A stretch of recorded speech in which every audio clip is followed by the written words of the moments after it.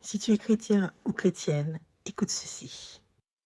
Puis beaucoup choisissent leur futur conjoint à partir d'une vision influencée, souvent sans même s'en rendre compte, par la culture ambiante. Ce que nous lisons, ce que nous regardons, ce que nous écoutons, les films, les séries, les magazines, Netflix, les réseaux sociaux, la musique, ça façonne peu à peu nos désirs, nos attentes et même nos critères.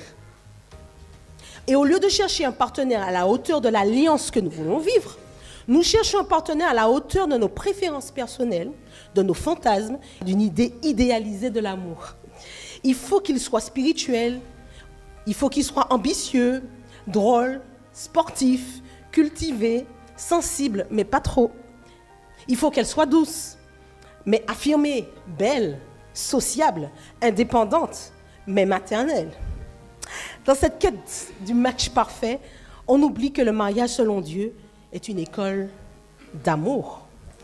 Pas un amour qui prend, mais un amour qui...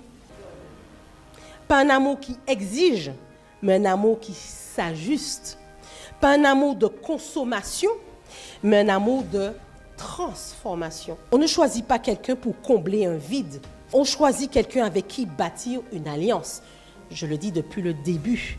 Et attention, je ne suis pas en train de dire qu'avoir des critères est un problème.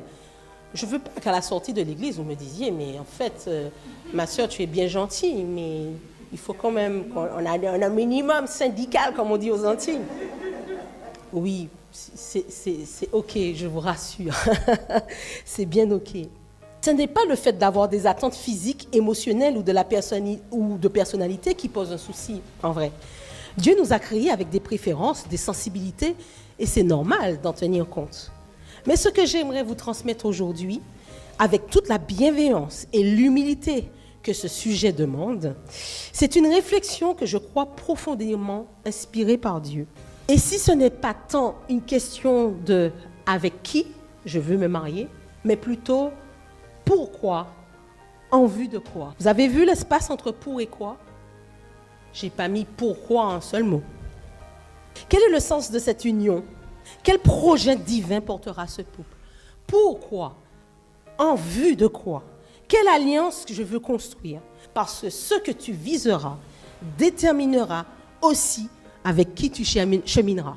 Ça, c'est le message que Dieu m'a fait comprendre au travers de mon expérience. Si on comprend cela, alors nos critères ne deviennent plus des cases à cocher, mais des repères pour avancer vers un projet qui glorifie Dieu, pas juste qui nous plaît. Parce que si ton objectif c'est un mariage selon Dieu, alors ton choix doit être fait à la lumière de Dieu et non à l'ombre des projections influencées par les comédies romantiques ou les standards sociaux.